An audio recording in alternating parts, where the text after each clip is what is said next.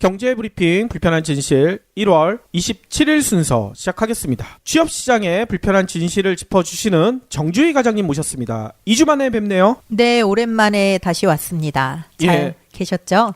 뭐 저희는 늘 잘 지내고 있고요. 과장님도 별일 없으셨죠? 네, 저는 별일이 없는데 항상 아이 있는 엄마들은 아이들 때문에 별일이 생겨요. 네, 쌍둥이? 맞아요. 아직 어려서 요즘 또 로타바이러스가 이렇게 유행이래요. 그러게요. 저희 아이들은 트렌드 세터인지 항상 유행을 빠지지 않고 골라서 다 챙겨가고 있기 때문에. 아니, 그런 걸 왜 쫓아해? 글쎄요. 안 그랬어. 근데 좀 신기한 게 쌍둥이 2명인데 먹는 것도 똑같고 어린이집도 똑같고 다 환경이 똑같은데 한 놈만 그렇게 그 장염이나 이런 게 잘 걸리네요. 그게 번갈아 가서 걸리는 게 아니라 한 녀석만? 네, 한 녀석만 걸리고 뭐 없는 바이러스성 같은 경우에는 한 놈은 심하게 앓고 한 놈은 정말 가볍게 지나가고. 잘 걸리는 친구가 첫째인가요, 둘째인가요?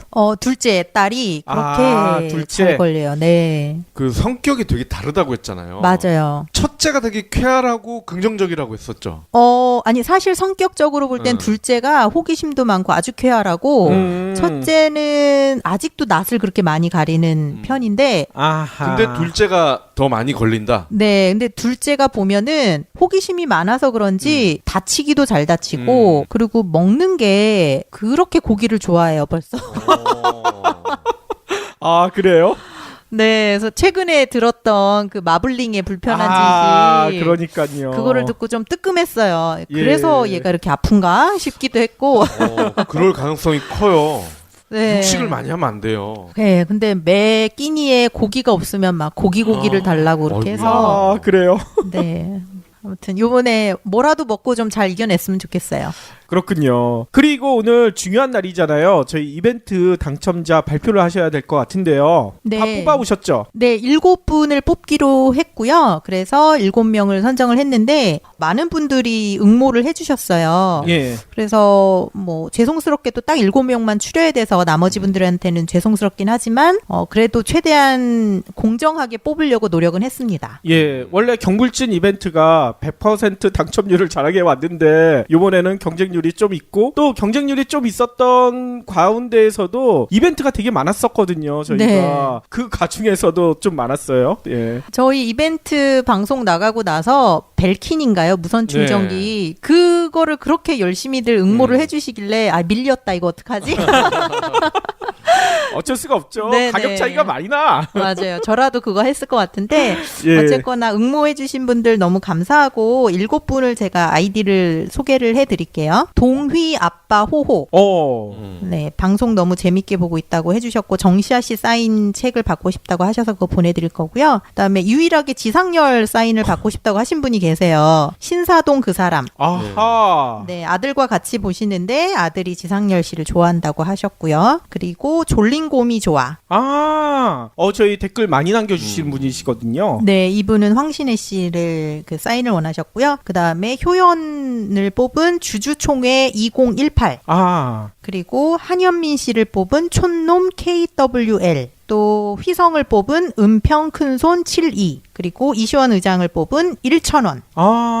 아니 근데 제가 댓글 봤더니만 이시원 의장님 사인을 받고 싶다는 분이 의외로 많았어요. 네, 아마 좀 전략적으로 의도적으로 접근하신 게 아닌가 싶은데 안타깝게도 경쟁이 치열해서 떨어진 분들도 이제 상대적으로 많았죠. 그렇군요. 아무튼 이렇게 영광의 당첨자 분들이 하실 일이 있으시죠? 매번 저희가 말씀드리지만 저희한테 받을 수 있는 주소를 보내주셔야 돼요. 그래서 저희 공식 이메일 팟빵에 게시판에 들어가면 나와 있으니까요. 거기를 통해 가지고요. 저희한테 받으실 수 있는 주소 그리고 응모했던 대화명 그리고 연락처 이렇게 남겨주셔야지 저희가 선물을 보내드릴 수가 있습니다. 우편물 수령하실 주소랑 본인 그 성함이랑 핸드폰 번호까지 꼭 주셔야 택배 발송이 가능합니다. 그러면 오늘의 본격적인 이야기 나눠봐야 될 것 같은데요. 요즘 제 주변에 뭐 조카나 이런 친구들이 이런 질문을 많이 하더라고요. 아니 도대체 앞으로 뭘 해야 될까? 미래에 어떤 직업을 가져야 될까? 이런 질문을 많이 하거든요. 네, 맞아요. 특히 좀 어린 친구들, 젊은 분들은 그런 관심이 더 클 것 같은데 사실 이게 매우 중요한 게 우리가 평균 수명이 뭐 80세, 90세, 100세까지 늘어나다 보니까 그만큼 경제 활동도 오래 해야 된다는 뜻이거든요. 그렇죠. 그렇기 때문에 요즘 같은 그냥 일반 직장 생활을 하셔서는 40세, 50세에 퇴직을 하셔야 되는데 그 이후에 이제 일할 거리가 없잖아요. 그렇기 때문에 좀 더 안정적으로 오래 하실 수 있는 일이 뭘까 고민하셔서 젊을 때 그 분야를 좀 파고드는 게 장기적으로 봤을 땐 좋을 것 같아요. 예. 그래서 오늘은 이제 향후에 각광받을 직업이 뭐가 있을까 그거를 좀 몇 가지를 나름대로 뽑아왔고요. 근데 이것도 미래에 대한 직업이기 때문에 예견만 할 뿐이지 이게 정확히 맞다고는 할 수는 없을 것 같아요. 그렇죠. 네, 그래서 오늘 얘기를 좀 들어보시고 아 정말 그럴 것 같다 준비를 해야겠다 하시는 분들이라면 하루라도 빨리 시작하시는 게 좋을 것 같습니다. 예. 네. 혹시 팟캐스트 PD도 있나요? 그럼요.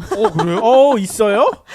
저희가 원래 앞서가는 사람들이라서. 네, 그렇죠. 그리고 팟캐스터 PD는 예전에 없던 직업이잖아요. 그렇죠. 새로 생긴 직업이라고 봐야 되겠죠? 근데 뭐 앞으로는 계속 늘어날 것 같고 1인 미디어 시대가 올 거라고들 많이 전문가가 얘기를 하니까 예. 뭐 그 일환으로 많이 늘어나지 않을까 싶어요. 아하.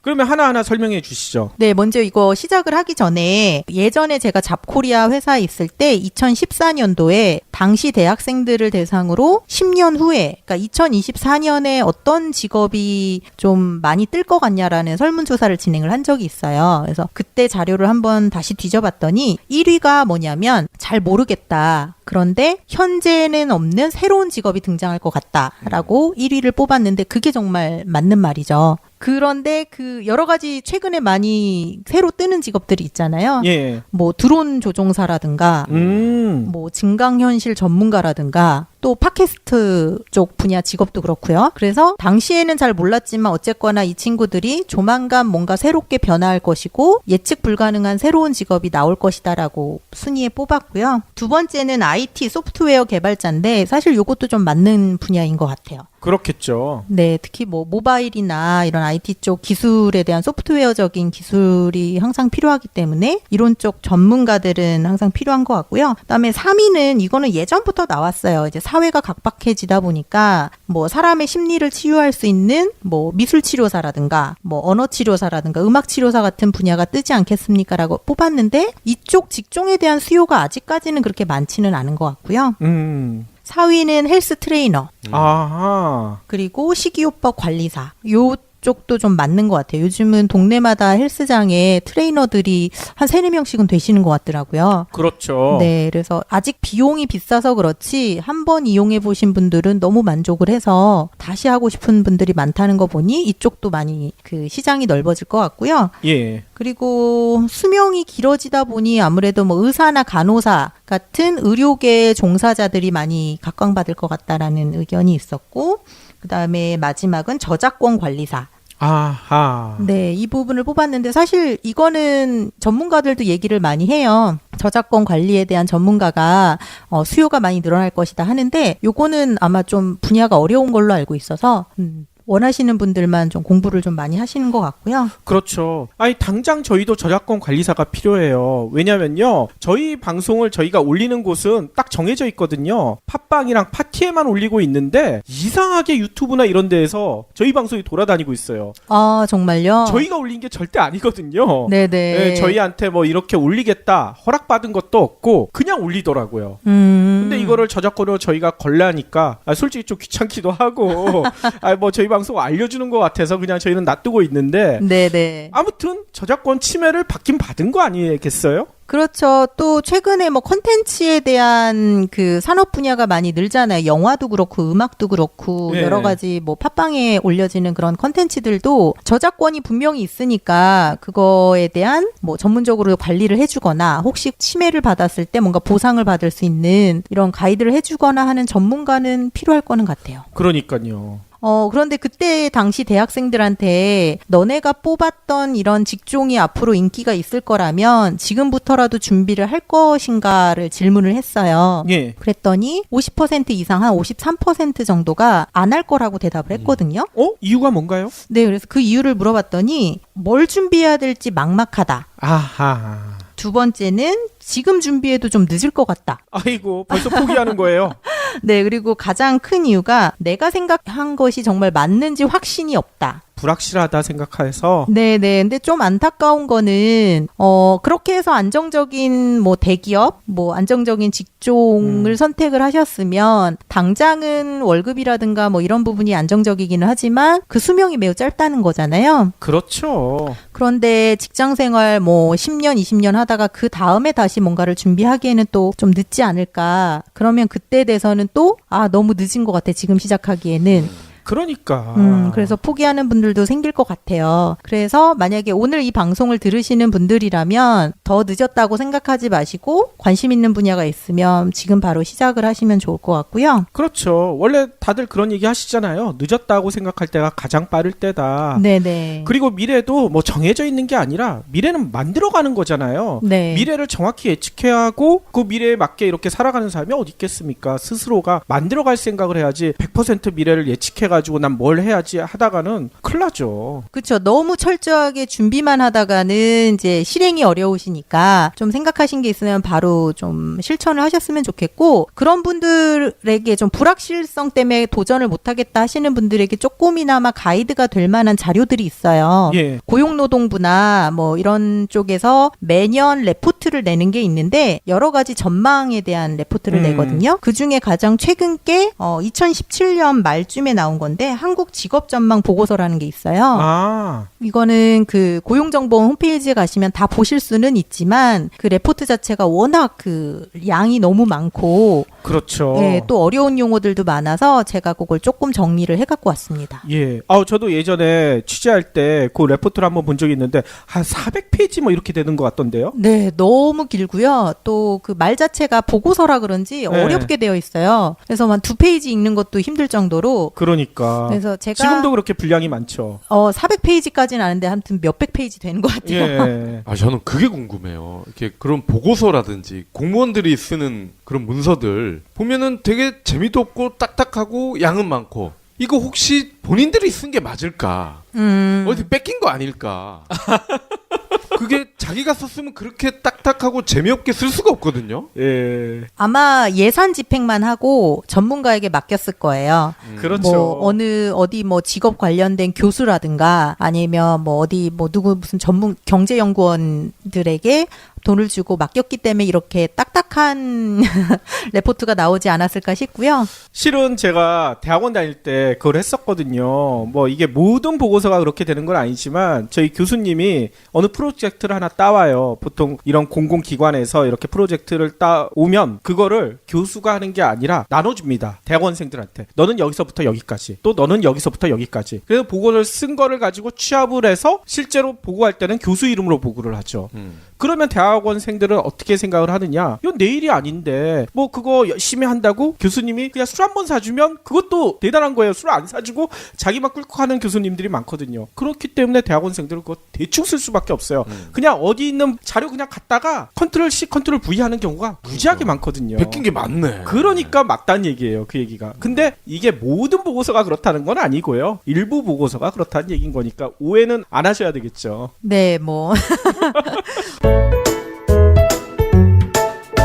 어쨌거나 고용노동부랑 한국고용정보원에서는 이런 자료들을 발표를 하는데 사실 이게 일반인들이 보기에는 좀 어려워요. 어렵고 그러니까. 정확히 그래서 뭘 준비하라는 거지라는 이렇게 명확한 가이드는 없지만 그래도 내가 앞으로 어떤 직업을 가져야 되지, 어느 분야가 전망이 좋을 거지라는 게 궁금하신 분들이라면 참고용으로 한 번은 읽어보시는 게 도움이 될 것 같아요. 예. 그리고 이 문서들 보면은 아주 안 좋은 표현들, 및 이런 거 있잖아요. 밋. 네네. 네. 문어체, 아주 전형적인 문어체. 이런 거는 바보들이 쓰는 거예요. 밋 이런 거. 네네. 공무원들이 주로 쓰긴 하는데 아주 안 좋은 표현입니다. 그거를 구어체로 바꿔놓잖아요. 그러면 교수들이 다시 문어체로 바꿔놓습니다. 재밌어요. 책으로만 공부하신 분들이. 네, 그러니까요. 그리고 뭐 하였다, 네네. 했다라고 하면 돼. 하였다가 뭐야? 그 글자 하나 늘리려고. 네. 아마. 그런 거 보면 다 뺏긴 게 다 티가 나거든요. 그러니까요. 아, 이런 경우도 있어요. 뭐 번역 같은 경우에는요. 글자당으로 돈을 계산해서 주거든요. 네. 뭐 일반 보고서도 그런 경우가 없지 않아 있다고 하더라고요. 양이 얼마나 되느냐에 따라서 이게 주기 때문에 일단 무조건 늘려놔야 돼. 그래서 맞아요. 막 예. 늘어지는 문장으로. 보통 이제 원고 같은 거 받을 때 페이지 수로 그 돈이 책정이 되니까 그렇죠. 뭐 한두 글자라도 늘리는 게 뭐 그분 입장에서는 도움이 될 것 같고 어쨌거나 근데 제가 볼 때 이 자료가 너무 방대하고 좀 그 말투라든가 이런 게 어려워서 그렇지 저는 한번 쭉 대충 훑어봤을 때 그래도 도움이 된다라고 생각을 했거든요. 예. 그래서 오늘 좀 정리를 해갖고 왔고요. 예, 그러니까 전체 내용을 절대 보실 필요가 없고요. 정주희 과장님이 정리해 주신 것만 들으셔도 됩니다. 네, 그렇게 하시고 더 궁금하시면 그 자료를 직접 보셔도 좋을 것 같고요.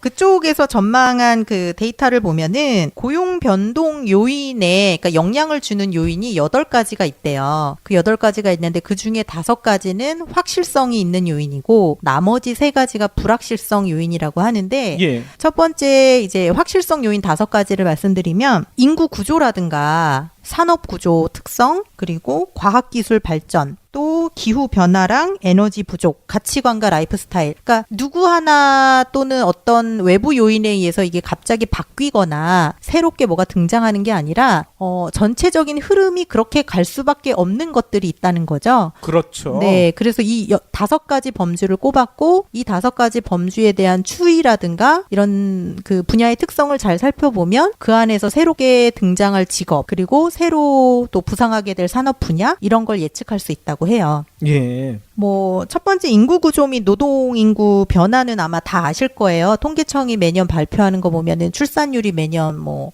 최저를 찍는다. 그리고 그러니까. 뭐 그에 비해서 고령화 인구는 늘어난다. 이거는 어떻게 바뀔 수가 있는 문제가 아니잖아요. 그래서 이런 거를 볼 때 이것과 관련된 직업을 연상을 하실 수가 있는 거죠. 뭐가 연상되시나요? 실버 산업이 뜬다. 그렇죠. 실버 산업. 뭐 구체적으로 설명드리면 뭐 제약회사 같은 경우도 아마 그런 쪽에 좀 더 투자를 많이 해서 할 거고 또 그 요양병원이라 그러나요? 그것도 그렇죠. 굉장히 많이 생겼어요. 맞아요. 동네마다 이제는 있더라고요. 네, 맞아요. 그리고 요양병원이 있으면 그 안에서 그 노령자 또 환자들을 돌봐주시는 그 도움이라 그래야 되나요? 예, 그분들도 간병인들. 맞아요. 간병인들도 많이 늘고. 그렇죠. 그렇기 때문에 로봇 산업도 뜰 겁니다. 네, 맞아요. 네, 간병인 역할을 하는 로봇. 그렇죠. 반면에 줄어드는 사업도 있잖아요. 대표적인 게 학교. 네, 아이들이 없으니까 예. 뭐 통폐합되기도 하고 폐교가 되기도 하는데 또 이런 면에서 아이들이 점점 줄어드니까 그에 비해서 육아용품 산업은 굉장히 발달이 될 거라고. 아. 네. 그래요? 뭐 예를 들어서 분유도 제가 듣기로는 예전에는 한두 가지밖에 없었는데 최근에는 라인이 되게 많아요. 아하. 같은 회사에서 나오는 건데도 뭐 가격대에 따라서 최고급 프리미엄이 있고 또 그 밑에 중간 단계가 있고 이런 식으로 그러다 보면 아이가 귀하다 보니까 아무래도 그 아이한테 투자하는 비용이 높아질 수밖에 없겠죠. 그럴 네. 수 있겠네요. 그래서 이런 거를 좀 추론을 해보시면 아마 나는 그러면 만약에 직장인으로서 취업을 하게 된다면 이쪽 분야에 가고 싶어라고 선택을 하시거나 아니면 스타트업을 해보고 싶으신 분들이라면 이런 쪽을 좀 노려보시면 좋을 것 같죠. 예. 그러면 영어 유치원 이런 것도 괜찮겠네요. 저는 개인적으로는 반대인데 아마 많이 뜨지 않을까 싶어요. 네. 아, 그러면 시원스쿨은 어떻게 되는 겁니까? 저희는 이제 성인 영어를 노려야죠. 어린이 영어는 이제 공교육에 맡겼으면 좋겠는데 자꾸 이제 사설 학원들이 많이 늘어나서 그 여담이지만 제 대학교 선배 언니가 되게 뭐랄까 진보적인 성향을 가진 언니였어요. 그래서 대학 때 뭐 데모도 열심히 하시고 막 이런 언니인데 최근에 만나서 얘기를 하다 보니 유치원이랑 초등학교에서 영어 수업을 전면 금지한다는 있었었죠. 네, 그게 있었잖아요. 그거에 막 분개를 하면서 그럼 애들 영어 교육은 어떻게 시키란 말이냐 이러는 거예요. 어허. 사설 학원 알아봐야 된다. 그래서 예. 제가 아니 언니 안 시키면 되지. 그리고 학교에서 어련히 시키겠어. 너도 나도 다 안 시키면은 뭐 다 같이 똑같이 되는 거 아니야? 라고 했더니 그 언니가 모르는 소리 하지 말라며 엄마들이 어떻게든 영어 교육을 시키고 싶어 하는데 그렇게 되면은 학교에서 안 하니까 사설 학원을 갈 수밖에 없다는 거예요. 그래서 뭐 그런 걸 보면서 대학교 때 그런 진보적인 성향의 언니라도 자기 자식 문제에 있어서만큼은 교육을 이렇게 시키고 싶어 하는구나 생각이 들더라고요. 뭐 충분히 그럴 수가 있죠. 네네. 예. 그렇지만 뭐 저희 같은 경우에는 애들을 아예 영어 교육을 학교에서 시키는 거 이외에는 안 시키고 있거든요. 근데 애들이 영어에 흥미가 있으니까 시원스쿨을 듣더라고요. 감사합니다. 야나도 아니에요? 야나두는 저희가 아이디가 없어서. 네. 그래서 아마 거스를 수 없는 추세인 것 같기는 해요. 우리나라도 교육열이 워낙 높고 이거는 뭐 바뀌지가 않으니까 그러다 보면 영어 교육에 대한 뭐 선생님 수요가 늘어날 수도 있고 아니면 뭐 조기 유학에 관련된 뭔가 산업 분야가 더 지금보다 발전될 수도 있고 그럴 수도 있는 거죠. 예. 두 번째, 세 번째가 아마 요거는 다 잘 아실 것 같아요. 과학기술이 발전이 되다 보니까 거기에서 파생되는 직업들이 있는데, 뭐, 사물 인터넷에 관련된 직업도 있을 것 같고, 또 최근에 드론 자격증이 그렇게 유행이래요. 그러니까요. 그 김건모가 띄워놨잖아요. 드론 자격증은. 네, 이제 그 검색을 해보니까 다 김건모 그 화면 캡처해서. 그러니까요. 근데 이것도 좀 잘 알아보셔야 되는 게 그 드론이 국가 자격증이라고 하는데 이 전문 교육기관이 따로 있대요. 그렇죠. 그래서 산업용으로 예를 들어서 뭐 김건모가 얘기한 대로 뭐 농업 쪽에서 쓰이는 드론을 쓰거나 아니면 항공이나 기상이나 뭐 이런 쪽에 쓰는 상업용은 12kg가 이상이 되는데 그거를 운전을 하려면 반드시 국가 자격증이 필요한 거고요. 그렇죠. 그거를 근데 교육하는 기관이 아직은 많지 않대요. 한 20곳 정도로 저는 알고 있는데 비용도 자격증 하나 따는데 거의 한 평균 500 가까이는 든다 그러더라고요. 그렇죠. 그래서 이런 것도 뭐 만약에 하시려면 잘 알아보셔야 되고 최근에 이게 인기라서 사설 학원들이 엄청 많이 늘었어요. 예. 근데 사설 학원도 잘 알아보셔야 되는 게 자격증의 종류가 여러 가지가 있거든요. 하나는 그야말로 뭐 취미 삼아 레저 삼아 하는 그런 쉬운 자격증이 있고 또 다른 거는 전문 강사를 양성하기 위한 자격증이 또 따로 있대요. 예. 그게 기준마다 또 그 교육을 받을 수 있는 기관이 다 다르니까 그런 건 잘 알아보셨으면 좋겠습니다. 네. 예. 최근에 제가 어떤 영화를 보니까 미국 군인이었던 것 같아요. 근데 이 미국 군인이 이제 뉴욕이나 뭐 이런 데서 아프리카나 중동에 있는 드론을 운전을 하는 거예요. 거기서 왜 운전을 하겠어요? 폭탄을 쏘려고 이제 하는 거지. 네. 우리나라에는 그런 게 생기지 않을까요? 실제로 군사용으로 많이 쓰일 거라고 하더라고요. 농업이나 뭐 이런 쪽에서 쓰이지만 그래서 아직 정확하지는 않은데 군대 사람 그 뭐 이렇게 뽑을 때 특기자 전형 뽑듯이 그런 자격증 있는 친구들이 군대 특기병으로 할 때 더 우대 받지 않을까요? 예. 특기병으로 하면 안 가죠. 이제 3사관학교 뭐 요런 데 갈 때 가산점을 주고 그러면 많이들 가겠죠. 아무래도 공사 같은 데에서는 그런 니즈가 있긴 있을 거예요. 네. 왜냐하면 북한이 드론을 우리나라에 쏜다는 얘기가 간혹 들리거든요. 우리도 아마 쏘지 않을까요? 그쵸. 그러면 그리고 그걸 조종하는 사람들이 분명히 있을 테고요. 국정원에도 가산점 있을 것 같은데 왠지. 그러게요. 국정원 되기 되게 힘든 걸로 알고 있는데 만약에 가산점이 반영이 되면 뭐 너도 나도 따겠네요. 이미 하고 있을 수도 있어요. 그러니까요. 그들의 주 업무가 이제 정보를 수집하는 거잖아요. 네네. 그럼 정보를 가장 확실하게 암암리에 수집하는 방법, 뭐 드론이 가장 적합하지 않겠어요? 그렇겠네요. 국정원 취직을 준비하시는 분들은 참고하시기 바랍니다. 뭐 여기에 첨언을 더하자면 국정원이 참 재미난 조직인 게 언론고시 준비하는 학생들이 언론고시 떨어지면 가는 곳이 국정원이거든요. 아, 정말요? 그래서 언론고시 카페 같은 데 보면 그 언론계 신문사나 방송국 그런 것만 올라오는 게 아니라 국정원 아니면 축구협회 이런 게 같이 올라와요. 뭐 필기 시험이 비슷한가 봐요. 비슷하죠. 네. 상식도 보고 하니까. 그래서들 많이 하는구나. 예, 그래가지고 제 후배 중에서도 신문사 다니다가 국정원 친구가 있거든요. 그 국정원에 취업하기가 되게 어렵다고 저는 알고 있는데 실제로 제 친구 중에 시험을 오랫동안 준비를 했다 떨어진 친구가 있어요. 그래서 많이 힘들다 꼭 되고 싶었는데 요즘에 보면 국정원 직원들이 이상한 얼토당토하는 그 사진 사진들 합성하고 맞아요. 댓글 달고 그 직원들은 참 박탈감이라 그래야 되나? 허탈감? 맞아요. 내가 이러려고 이렇게 열심히 준비했나 이런 생각이 들지 않을까 싶어요. 그래서 제가 방금 얘기했던 그 후배가 몇 년 전부터 연락이 안 되더라고요. 허탈감에 빠져서 어디 딴 데가 있는 것 같아요. 아니면 어디 다른 지역에 정보 수집하러 가셨나? 네. 뭐 네. 이거는 나중에 술 먹을 때 더 자세한 얘기를 해드리기로 하고요.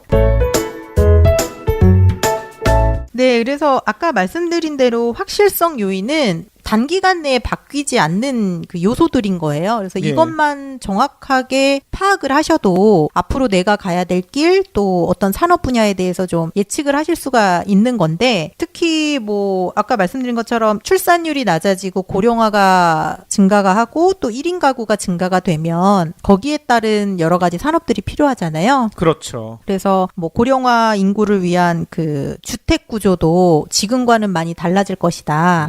아파트 구조라든가 이런 것들도 예측을 하고 있고, 그리고 1인 가구 증가 때문에 소형 가전 시장이 그렇게 인기가 있다고 하네요. 그렇죠. 아니 1인용 세탁기도 있다고 하더라고요. 네네. 아주 작은 것들, 그리고 예. 좀 컴팩트하고 예쁘게 나온 것들이 참 불티나게 팔리고 있다고 하고, 또 그 최근에 그 가치관이라든가 라이프 스타일에 대한 것도 잘 파악을 하시면 도움이 되는 게, 이문열 컨설턴트님이 하시는 쉐어하우스 있잖아요. 아, 예. 네, 공유 경제 뭐 이런 게 예전에는 내 거, 뭐 나의 자산 이런 것만을 좀 이렇게 중요하게 생각했다면 요즘에는 그런 것들을 다 공유하거나 이렇게 하려는 사람들의 인식이 좀 늘어나는 것 같아요. 그렇죠. 그런 면에서 볼 때는 그 자동차를 쉐어하는 산업, 그리고 또 그 하우스까지 쉐어하는 것들, 이런 분야에서 좀 많이 좋은 징조들이 보이지 않을까 싶습니다. 그렇죠. 저도 어떤 책에 그 비슷한 얘기가 나왔는데, 앞으로는 자동차 영업사원, 그 판매 영업사원은 줄어들고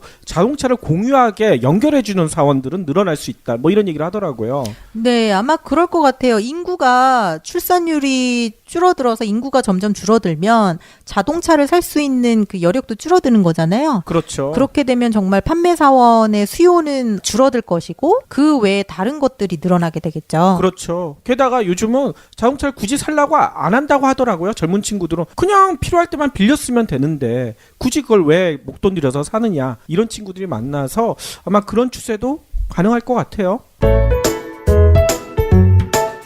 리포트를 보다 보니까 팟캐스트에 경불진에 출연하시는 분들의 게스트들이 다 앞서간다고 생각이 되는 거예요. 그렇죠. 네, 그래서 이문열 컨설턴트님도 그렇고, 그 문자당 대표님 계시잖아요. 정호희 대표님. 네, 요즘에 또 라이프 스타일이나 이런 게 착한 소비를 추구하는 사람들이 많은 거예요. 그렇죠. 그러다 보면 그냥 일반적인 사이트가 아닌 정말 착한 소비를 할 수 있는 사이트를 이용을 해서 물건을 구매하는 사람들이 늘어나게 된다는 거죠. 그렇죠. 문자당 대표님이 저희한테 했던 얘기 중에 저는 기억에 남는 게, 저희를 선택한 이유를 이렇게 설명하시더라고요. 이 PD 박 PD는 절대 뒤통수 칠 사람이 아닌 것 같이 느껴졌다. 그렇죠. 착한 사람들이 모여서 그래서 기업을 운영을 하려면 이익 추구가 반드시 필요하다. 이윤이 없으면 어떻게 회사가 돌아가느냐라고 하는데, 이윤을 남기되 그 목적이 이제 돈만 밝히는 것보다는 정말 소상공인들을 좀 같이 상생할 수 있는 길을 연다거나, 아니면 뭐 농민분들 열심히 일을 하셨는데 그거 제대로 값을 쳐주는 그런 그렇죠. 사이트나 이런 게 있으면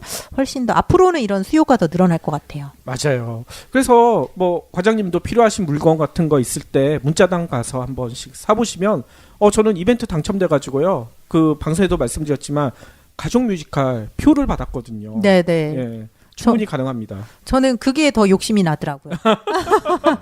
꼭 그 요청란에 네. 그 표 달라고 써야 된다고 합니다. 꼭 써야 되겠네요. 예. 그리고 또 그 셀러문의 대표님도 여기 나오시잖아요. 그렇죠. 그것도 각광받을 직업으로 여기 명시가 돼 있더라고요. 맞아요. 네. 그러니까 왜요? 왜냐하면 이제 해외 직구를 하는 분들이 많아졌어요, 정말. 예. 근데 어쨌거나 해외 직구를 하는 분들은 많은데 그 방법이나 뭐 절차 같은 게 좀 복잡하거든요. 시간도 좀 오래 걸리고. 그런데 전문 셀러들이 등장을 하게 되면 정말로 딱 그 소비자들이 원하는 상품을 빠르고 정확하게 뭔가 물건을 판매할 수 있도록 그 중개 역할을 한대요. 그렇죠. 네, 그리고 뭐 저희가 해외 직구를 하려고 해도 아마존이나 이런 데 올라 있는 리스트에서만 물건을 선택을 해야 되잖아요. 그런데 전문 셀러들이 셀러문 같은 분들이 늘어나면 세계 곳곳에 아주 희귀한 것들, 여기서 판매 안 되는 것들도 나는 아주 손쉽게 살 수가 있는 거죠. 그렇죠. 이런 수요가 늘어날 거라고 하네요. 맞아요. 그래서 셀러문의 노 대표님도 저희한테 나와서 꼭 얘기하시는 게 자기들은 그냥 물건을 파는 게 아니라 경험을 파는 거다. 경험 소비를 상당히 강조를 하시거든요. 네. 그거랑도 맥이 닿는 것 같아요. 네, 그래서 저는 이 보고서를 보면서 아, 다들 앞서가는 분들이구나. 예. 나만 뒤쳐졌구나. 아, 그러면 정주희 과장님도 이제 빨리 네, 앞서 네. 가셔야죠. 네. 역전을 시키셔야 될 거 아닙니까? 근데 아마 이 방송을 들으시는 분들이 다 말씀하실 것 같아요. 이게 그래 알겠어. 그 분야가 앞으로 전망이 좋을 것도 알겠고 그런데 그래서 과연 나는 지금 뭘 해야 되지? 또는 지금 뭐 공유경제라든가 착한 소비라든가 이미 시장이 조금씩 열리고 있어서 내가 들어가기에는 포화 상태일 것 같아. 아하. 뭔가 새로운 거를 예측을 해야 되는데 그게 어렵잖아요. 그렇죠. 네, 그래서 그거를 이제 고민하시다가 중도에 포기하시는 분들이 아마 대다수지 않을까 싶습니다. 예. 아, 근데 그거는 비겁한 변명이에요. 대기업은 뭐 포화가 아니라서 처음에 들어갔나?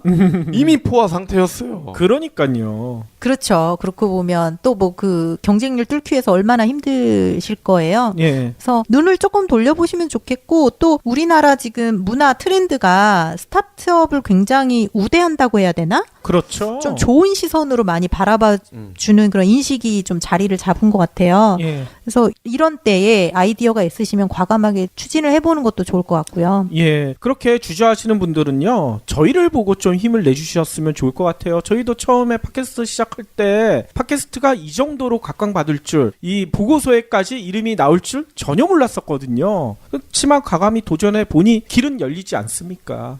네. 저는 알았어요. 아, 박 PD는 알았어요. 사실 이 보고서에 팟캐스트가 각광받을 것이다라고 이렇게 팟캐스트를 명시를 하진 않았지만 1인 미디어 이런 그러니까. 게 이제 연관이 있으니까. 예. 거기에 혹시 태양광은 없나요? 있어요. 신재생 에너지. 아, 10년 대표님. 네, 그래서 정말 게스트 모두가 다 연관이 있다. 저 진짜 생각 하나도 빠지는 분이 없게. 그럼 결국 목동 김 선생님만 좀 뒤처지는 걸로. 목동 김쌤도 글쎄요, 이제 아이들에 대한 교육 부분에 있어서는 우리나라는 뭐 항상 수요가 있으니까요. 그렇죠. 네. 그리고 아까 말씀드렸잖아요. 가치관과 라이프 스타일을 잘 파악을 하시면 거기에서 이제 얻을 수 있는 아이디어가 많을 것이다. 라고 했는데, 그 환경보호가 늘면서 그 니곽스의 대표님. 그분도 생각났죠, 제가. 그렇죠. 그렇군요. 이거 다 연결되네. 네, 맞아요. 그래서 이런 분들이 이제 앞서 나가시는 분들이니까 시장에서 잘 자리를 잡으셔서 예. 채용을 많이 해주시면 좋을 것 같아요. 아니, 이런 면에서는 저희가 게스트 섭외 능력이 얼마나 대단한지를 증명할 수 있을 것 같다는 생각도 들어요. 정말 저는 이거 보면서 예. 선견지명이 있으시다. 우리 좀 칭찬해줘야 되겠죠? 뭐 얻어 걸렸죠. 근데 중요한 것은 저희 방송에 출연하시는 분들이 이렇게 따지고 보면은 현재 트렌드를 이제 이끌고 있는 분들이란 말이죠. 그러니까 이분들의 말씀 속에서 지금 우리 애청자분들이 앞으로 내가 뭘 해야 되겠다 이런 힌트를 충분히 얻으실 수가 있을 것 같아요. 네, 그래서 제가 말미에 말씀드리려고 했던 게 바로 이제 그건데요. 과연 이 정보를 그러면 어디서 읽고 듣고 해서 내가 이런 정보를 알아야 되느냐. 앞서 말씀드린 대로 이런 정부에서 발표하는 레포트 같은 것이 있으면 한 번씩은 관심 있게 보셔야 되는 거고요. 그리고 팟캐스트를 열심히 들으시면 경불진 애청자분들은 남들보다는 조금 더 빠르게 이런 정보를 캐치하실 수가 있는 거죠. 그렇죠. 그리고 뭐 기회가 많지는, 그러니까 자주 있지는 않은데 이런 뭐 4차 산업혁명이라든가 아니면 뭐 이런 분야에 대한 세미나 같은 게 자주 열려요. 예. 그래서 그거는 이제 정해진 인원을 초청을 해서 열리는 그런 약간 폐쇄적인 세미나도 있기는 한데 모든 웬만한 사람들한테 다 무료로 이제 오고 싶은 사람은 신청만 하면 오실 수 있다라고 하는 그런 개방형 세미나도 많거든요. 예. 그런 것도 한번 가보시면 도움이 될 것 같고 그렇죠. 그리고 얼마 전에 제가 IT 보안 전문가를 만났는데요. 그분이 2007년도인가 그때 뭐 거의 반강제적으로 회사에서 이 세미나 가라고 해서 갔는데 그때 암호화 화폐 그 블록체인에 대한 세미나였대요. 2007년에 2007년이라고 저는 들었어요. 와하. 그래서 그때 들었을 때는 과연 이게 될까? 이게 뭔가 가치가 미래에 있을까라고 의심을 했는데 땅을 치고 요즘 후회한다며. 아, 그때 안 사셨군요. 네. 그래서 세미나 같은 것들은 어떻게 보면 좀 어려울 수도 있고 일반인들이 쉽게 정보를 찾을 수 없는 분야이기도 하지만 그렇죠. 어쨌거나 뭐 회사에서 뭐 그런 거 꼭 착출돼서 가거든요. 인원수를 채워야 되기 때문에 회사에서 뭐 이거 가야 되는데 갈 사람 없어라고 하면 뭐 적극적으로 손들고 가시는 것도 좋은 방법이지 않을까 싶어요. 아니 일반 직장인들은 그런 세미나 갈 사람 했었을 때 손을 안 드나요? 그렇죠. 왜냐하면 이제 가뜩이나 바쁜데 그거 가야 되면 몇 시간 빼야 되기도 하고 갔다 오면 또 그 뭐 전파 교육이라고 해야 되나? 그 본인이 대표로 듣고 와서 그거를 직원들한테 공유를 해야 돼요. 그거가 귀찮겠군요. 그게 그 후 뒷일이 더 귀찮은 거죠. 아하. 그렇기 때문에 이제 웬만하면 가기 싫어서 좀 착출당해서 가는 편인데 예. 그래도 그게 좀 좋은 기회가 될 수 있을 것 같아요. 그러니까요. 저는 민방위 교육 생각했어요. 가서 잘 수도 있을 텐데. 아, 네. 그건 아니군요. 네, 그런 교육은 아닌 걸로 알고 네. 있습니다. 그리고 이 점이 중요합니다. 이 많은 사람을 만나라. 뭐 우리가 이런 얘기 쉽게 하잖아요. 네. 근데 이 다양한 사람, 많은 사람이 자기 회사 직원은 아니에요. 직원들 만나봤자 맨날 술 먹고 상사 뒷담화 까고 야 어디 뭐 신임 누가 들어왔는데 싸가지가 없더라 이런 얘기밖에 안 한다고. 다른 부류의 사람을 만나야 돼요. 맞아요. 낯선 사람을 만나야 돼요. 네. 그래서 기업에서 그걸 아예 제도화한 곳도 있어요. 3M, 한국 3M이 이런 거를 개발자들이 항상 개발만 하고 자기 분야, 그러니까 자기가 하는 일에 관련된 전문직 사람들만 만나다 보니까 좀 사고가 좁아진다라고 회사에서 그 생각을 하셨대요. 그래가지고 아예 제도적으로 제가 그때 취재를 가서 들었던 거는 뭐 한 달에 한 번인가 반드시 다른 분야의 팀원 또는 다른 회사 외부의 전문가들이랑 미팅을 갖게끔 이게 아예 규정으로 되어 있다 그러더라고요. 맞아요. 제가 아는 어떤 회사도 비슷한 제도가 있는데 한 달에 한 번씩 점심을 그 회사 직원들이랑 먹어야 되는데 전혀 다른 분야. 이거를 회사에서 아예 시스템적으로 짜준대요. 네. 처음 만나는 사람이랑 꼭 점심을 먹게 만들더라고요. 그래서 서로의 애로사항이나 이런 것도 듣고 고민도 듣고 뭐 이렇게 할 수 있도록. 저도 좀 느끼는 게 회사 내에서만 있을 때보다 이렇게 경제브리핑 그 불편한 진실에 나와서 뭐 전혀 다른 분야의 분들과 얘기도 하고 게스트분의 방송도 듣고 하면 시야가 좀 넓어지는 느낌을 저는 받거든요. 그렇죠. 그래서 알게 모르게 뭐 제가 그동안 관심 없었던 분야의 지식이라든가 정보도 얻게 되고 이런 노력들을 소소하게나마 하시면 좋을 것 같습니다. 네, 그리고 뭐 아까 드론 조종사는 말씀을 드렸고요. 그 외에 이제 이것은 이쪽 직업은 꼭 뜰 것이다라고 전문가들이 집어놓은 게 몇 가지가 있어요. 증강현실 전문가. AR 네, 전문가. 맞아요. 예. 뭐 어린 아이들 그 청소년들 직업 체험이라든가 이런 것도 이제는 다 VR로 하는 시대가 올 거라고 하고 있거든요. 예. 그렇기 때문에 이런 쪽 전문가들이 늘어날 것은 명확하다라고 하고요. 그리고 스마트팜 설계자. 농업을 짓는데 스마트하게 공장형 농업. 뭐 이런 맞아요. 거죠? 예, 저 경불진에서 아마 방송 잠깐 들었던 것 같은데 이제는 사람이 일일이 보고하는 게 아니라 뭔가 그런 시설이라든가 이런 게 구축이 되면 알아서 자동으로 그 환경이 설정이 되는 거죠. 예. 그러면 훨씬 그 수확량도 늘고 농부들의 수고도 덜어지고. 그렇죠. 제가 과천과학관에 가봤더니 이 스마트팜을 구현을 해놨더라고요. 그래서 층층별로 쌀도 키우고 보리도 키우고 이거를 보여주는데 애들이 보고 너무나 좋아해요. 저렇게 농사를 지을 수도 있구나 애들이 직접 볼 수가 있거든요. 네, 우리 그 먹거리는 어떻게 할 수 있는 게 아니잖아요. 반드시 필요한 거잖아요. 살아가려면. 예. 그런데 뭐 농사를 짓는 분들의 수가 점점 줄어드는데 이게 앞으로는 정부에서도 많은 투자를 해서 교육을 시키거나 이런다고 알고 있어요. 그렇죠. 그렇게 되면 굳이 농사를 시골에서 지을 필요가 없이 도시에서도 빌딩 같은데 그 스마트팜을 지어가지고 농사를 지을 수 있는 시대가 조만간 올 것이다. 뭐 이런 얘기도 해주더라고요. 네, 그래서 본인이 뭐 직접 귀촌을 해야 되겠다. 뭐 농사 관련된 산업을 해보고 싶다 하시는 분들이라면 이런 그 교육 국비 지원이라든가 이런 것도 알아보시고 한번 수업을 들어보시면 좋을 것 같고요. 그거 재밌겠네요. 네. 그리고 이것도 좀 연관이 되는데 수산질병관리사. 수산질병관리사요? 네, 이제 물고기들을 예. 그 양식장에서 기르잖아요. 아. 그러다 보니까 그 병도 많이 걸리고 폐사율도 높대요. 예. 그래서 농촌의 그 스마트팜 설계자처럼 수산 관련된 질병을 관리하거나 환경을 뭔가 좀 조정해서 그런 환경을 좀 좋게 하는 그런 사람들도 많이 늘어날 거라고 하네요. 아마 항생제를 엄청 먹여서 죽진 않을 거예요. 아, 근데 그거 다 저희가 먹으니까.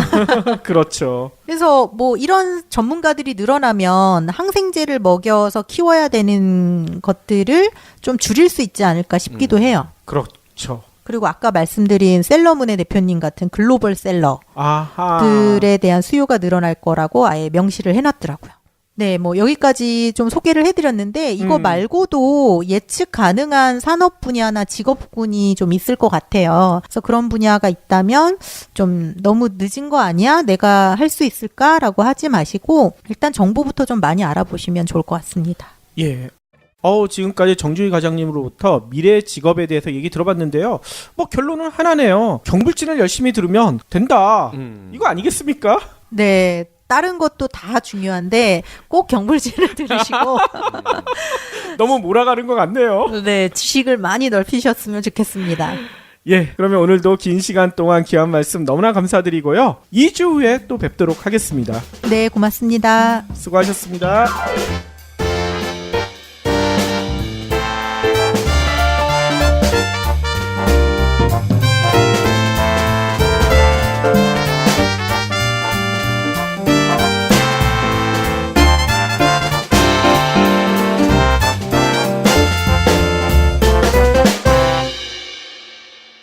경제브리핑 불편한 진실 완수해주셔서 감사합니다. 하트 투척, 댓글 남기기, 계좌 후원 등 다양한 방법으로 힘을 보태주세요. 계좌 정보는 경제브리핑 팟빵 공지 코너에 있습니다. 여러분의 응원, 콘텐츠로 보답하겠습니다. 10년 후에, 그러니까 2024년에 어떤 직업이 좀 많이 뜰 것 같냐라는 설문조사를 진행을 한 적이 있어요. 그래서 그때 자료를 한번 다시 뒤져봤더니 1위가 뭐냐면 잘 모르겠다. 그런데 현재는 없는 새로운 직업이 등장할 것 같다라고 1위를 뽑았는데 그게 정말 맞는 말이죠. 그런데 그 여러 가지 최근에 많이 새로 뜨는 직업들이 있잖아요. 예. 뭐 드론 조종사라든가 뭐 증강현실 전문가라든가 또 팟캐스트 쪽 분야 직업도 그렇고요. 그래서 당시에는 잘 몰랐지만 어쨌거나 이 친구들이 조만간 뭔가 새롭게 변화할 것이고 예측 불가능한 새로운 직업이 나올 것이다라고 순위에 뽑았고요. 두 번째는 IT 소프트웨어 개발자인데 사실 이것도 좀 맞는 분야인 것 같아요. 그렇겠죠. 네, 특히 뭐 모바일이나 이런 IT 쪽 기술에 대한 소프트웨어적인 기술이 항상 필요하기 때문에 이론 쪽 전문가들은 항상 필요한 것 같고요. 그다음에 3위는 이거는 예전부터 나왔어요. 이제 사회가 각박해지다 보니까 뭐 사람의 심리를 치유할 수 있는 뭐 미술 치료사라든가 뭐 언어 치료사라든가 음악 치료사 같은 분야가 뜨지 않겠습니까라고 뽑았는데 이쪽 직종에 대한 수요가 아직까지는 그렇게 많지는 않은 것 같고요. 4위는 헬스 트레이너. 아하. 그리고 식이요법 관리사. 요쪽도 좀 맞는 것 같아요. 요즘은 동네마다 헬스장에 트레이너들이 한 3-4명씩은 되시는 것 같더라고요. 그렇죠. 네, 그래서 아직 비용이 비싸서 그렇지 한번 이용해 보신 분들은 너무 만족을 해서 다시 하고 싶은 분들이 많다는 거 보니 이쪽도 많이 그 시장이 넓어질 것 같고요. 예. 그리고 수명이 길어지다 보니 아무래도 뭐 의사나 간호사 같은 의료계 종사자들이 많이 각광받을 것 같다라는 의견이 있었고, 그 다음에 마지막은 저작권 관리사. 아하. 네, 이 부분을 뽑았는데 사실 이거는 전문가들도 얘기를 많이 해요. 저작권 관리에 대한 전문가가 수요가 많이 늘어날 것이다 하는데 요거는 아마 좀 분야가 어려운 걸로 알고 있어서 원하시는 분들만 좀 공부를 좀 많이 하시는 것 같고요. 그렇죠. 아니 당장 저희도 저작권 관리사가 필요해요. 왜냐면요. 저희 방송을 저희가 올리는 곳은 딱 정해져 있거든요. 팟빵이랑 파티에만 올리고 있는데 이상하게 유튜브나 이런 데에서 저희 방송이 돌아다니고 있어요. 아, 정말요? 저희가 올린 게 절대 아니거든요. 네네. 네, 저희한테 뭐 이렇게 올리겠다 허락받은 것도 없고 그냥 올리더라고요. 근데 이거를 저작권으로 저희가 걸라니까 솔직히 좀 귀찮기도 하고 뭐 저희 방송 알려주는 것 같아서 그냥 저희는 놔두고 있는데 네네. 아무튼 저작권 침해를 받긴 받은 거 아니겠어요? 그렇죠. 또 최근에 뭐 콘텐츠에 대한 그 산업 분야가 많이 늘잖아요. 영화도 그렇고 음악도 그렇고 네. 여러 가지 뭐 팟빵에 올려지는 그런 콘텐츠들도 저작권이 분명히 있으니까 그거에 대한 뭐 전문적으로 관리를 해주거나 혹시 침해를 받았을 때 뭔가 보상을 받을 수 있는 이런 가이드를 해주거나 하는 전문가는 필요할 거는 같아요. 그러니까요. 그런데 그때 당시 대학생들한테 너네가 뽑았던 이런 직종이 앞으로 인기가 있을 거라면 지금부터라도 준비를 할 것인가를 질문을 했어요. 예. 그랬더니 50% 아니라 나눠줍니다. 대학원생들한테. 너는 여기서부터 여기까지. 또 너는 여기서부터 여기까지. 그래서 보고를 쓴 거를 가지고 취합을 해서 실제로 보고할 때는 교수 이름으로 보고를 하죠. 그러면 대학원생들은 어떻게 생각을 하느냐? 이건 내 일이 아닌데 뭐 그거 열심히 한다고 교수님이 그냥 술 한 번 사주면 그것도 대단한 거예요. 술 안 사주고 자기만 꿀꺽 하는 교수님들이 많거든요. 그렇기 때문에 대학원생들은 그거 대충 쓸 수밖에 없어요. 그냥 어디 있는 자료 그냥 갖다가 컨트롤 C, 컨트롤 V 하는 경우가 무지하게 많거든요. 베낀 게 많네. 그러니까 맞다는 얘기예요. 그 얘기가. 근데 이게 모든 보고서가 그렇다는 건 아니고요. 일부 보고서가 그렇다는 얘기인 거니까 오해는 안 하셔야 되겠죠. 네, 뭐 어쨌거나 고용노동부랑 한국고용정보원에서는 이런 자료들을 발표를 하는데 사실 이게 일반인들이 보기에는 좀 어려워요. 어렵고 그러니까. 정확히 그래서 뭘 준비하라는 거지라는 이렇게 명확한 가이드는 없지만 그래도 내가 앞으로 어떤 직업을 가져야 되지 어느 분야가 전망이 좋을 거지라는 게 궁금하신 분들이라면 참고용으로 한 번은 읽어보시는 게 도움이 될 것 같아요. 예. 그리고 이 문서들 보면은 아주 안 좋은 표현들 및 이런 거 있잖아요. 뭐뭐 및. 아, 네네. 네. 문어체, 아주 전형적인 문어체. 이런 거는 바보들이 쓰는 거예요. 뭐뭐 및 뭐 이런 거. 네네. 공무원들이 주로 쓰긴 하는데 아주 안 좋은 표현입니다. 그거를 구어체로 바꿔놓잖아요. 그러면 교수들이 다시 문어체로 바꿔놓습니다. 재밌어요. 책으로만 공부하신 분들이. 네, 그러니까요. 그리고 뭐 하였다. 네네. 했다라고 하면 돼. 하였다가 뭐야. 그 글자 하나 늘리려고. 네. 아마. 그런 거 보면 다 뺏긴 게 다 티가 나거든요. 그러니까요. 아, 이런 경우도 있어요. 뭐 번역 같은 경우에는요. 글자당으로 돈을 계산해서 주거든요. 네. 뭐 일반 보고서도 그런 경우가 없지 않아 있다고 하더라고요. 양이 얼마나 되느냐에 따라서 이게 주기 때문에 일단 무조건 늘려놔야 돼. 그래서 맞아요. 막 예. 늘어지는 문장으로. 보통 이제 원고 같은 거 받을 때 페이지 수로 그 돈이 책정이 되니까 그렇죠. 뭐 한두 글자라도 늘리는 게 뭐 그분 입장에서는 도움이 될 것 같고 어쨌거나 근데 제가 볼 때 이 자료가 너무 방대하고 좀 그 말투라든가 이런 게 어려워서 그렇지 저는 한번 쭉 대충 훑어봤을 때 그래도 도움이 된다라고 생각을 했거든요. 예. 그래서 오늘 좀 정리를 해갖고 왔고요. 예, 그러니까 전체 내용을 절대 보실 필요가 없고요. 정주희 과장님이 정리해 주신 것만 들으셔도 됩니다. 네, 그렇게 하시고 더 궁금하시면 그 자료를 직접 보셔도 좋을 것 같고요. 그쪽에서 전망한 그 데이터를 보면은 고용 변동 요인에 그러니까 영향을 주는 요인이 8가지가 있대요. 그 8가지가 있는데 그 중에 5가지는 확실성이 있는 요인이고 나머지 3가지가 불확실성 요인이라고 하는데 예. 첫 번째 이제 확실성 요인 5가지를 말씀드리면 인구 구조라든가 산업 구조 특성, 그리고 과학기술 발전, 또 기후 변화랑 에너지 부족, 가치관과 라이프 스타일. 그러니까 누구 하나 또는 어떤 외부 요인에 의해서 이게 갑자기 바뀌거나 새롭게 뭐가 등장하는 게 아니라 전체적인 흐름 이상 한 53% 정도가 안 할 거라고 대답을 했거든요. 이유가 뭔가요? 네, 그래서 그 이유를 물어봤더니 뭘 준비해야 될지 막막하다. 아하. 두 번째는 지금 준비해도 좀 늦을 것 같다. 아이고, 벌써 포기하는 거예요.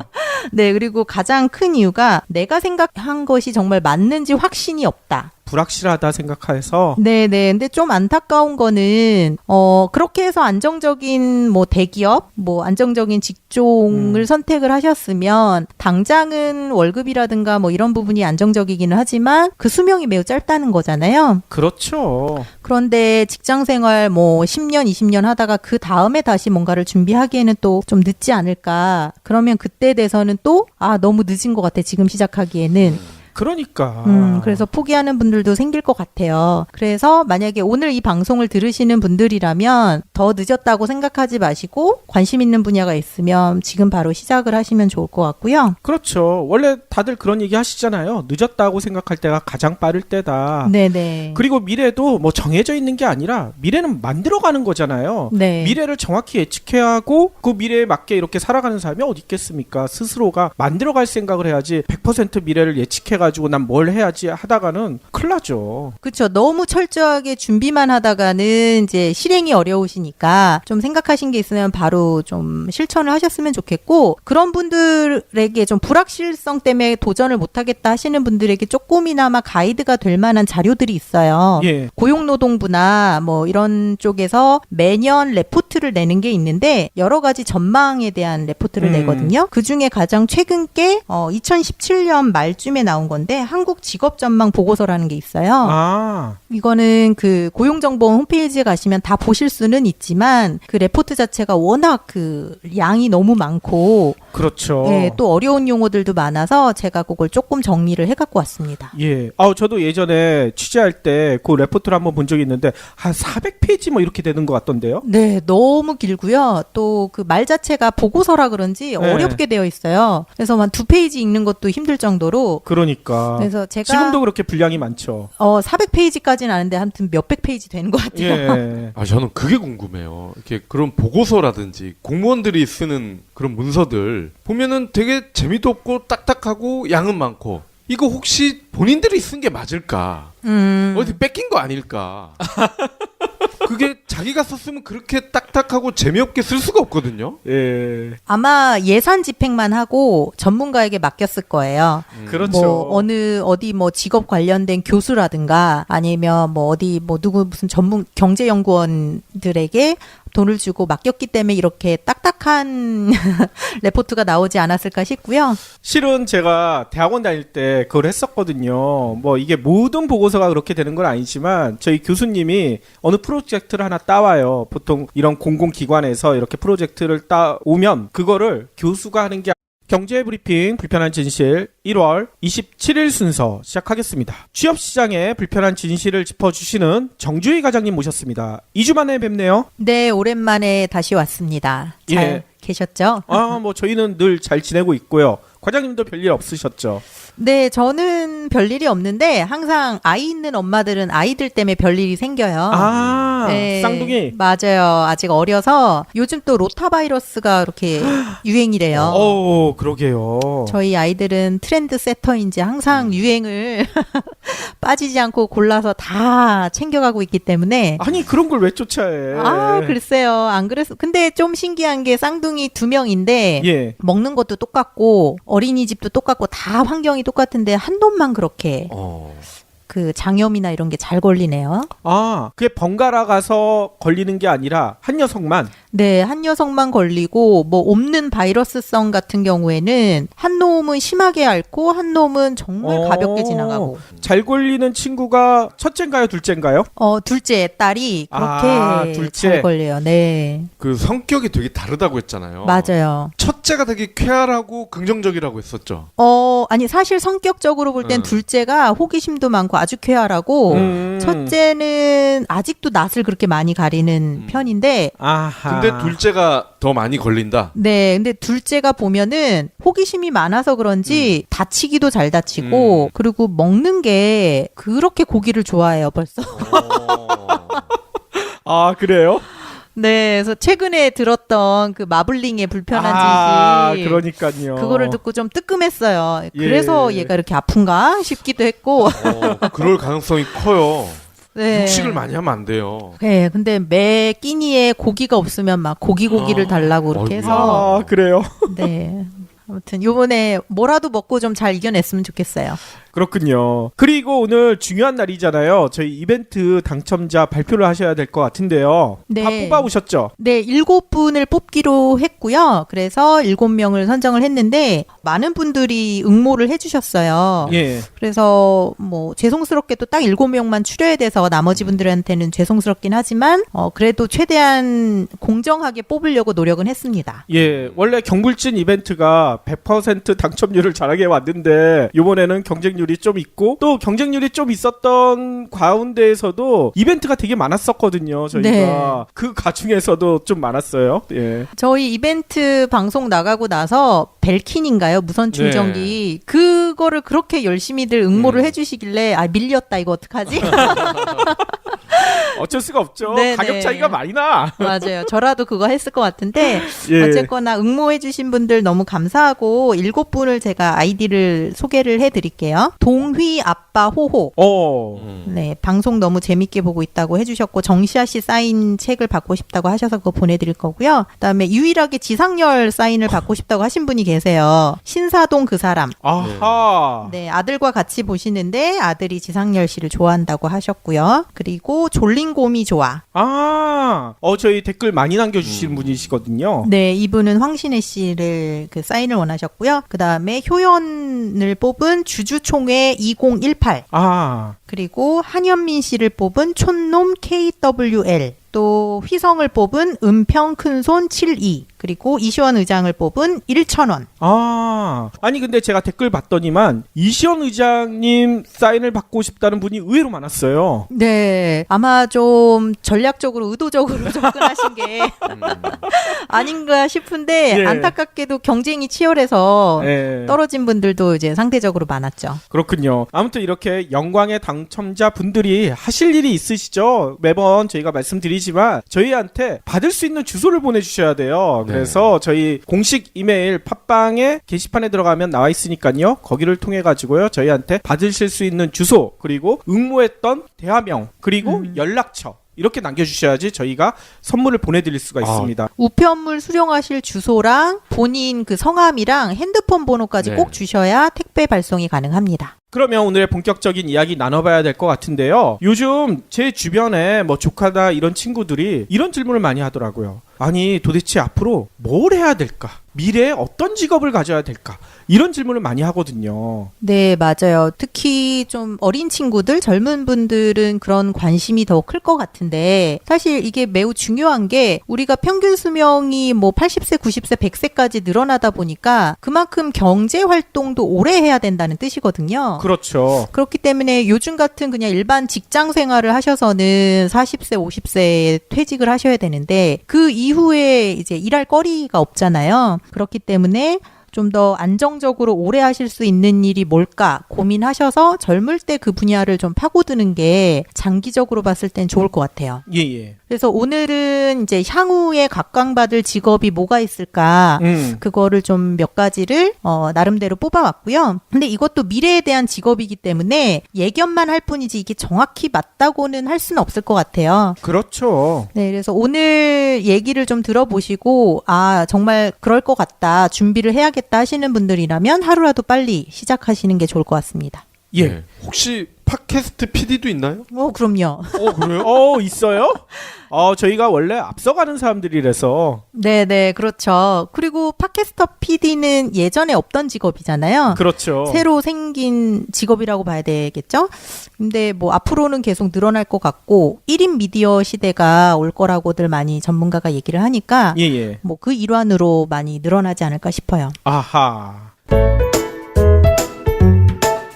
그러면 하나하나 설명해 주시죠. 네, 먼저 이거 시작을 하기 전에 예전에 제가 잡코리아 회사에 있을 때 2014년도에 당시 대학생들을 대상으로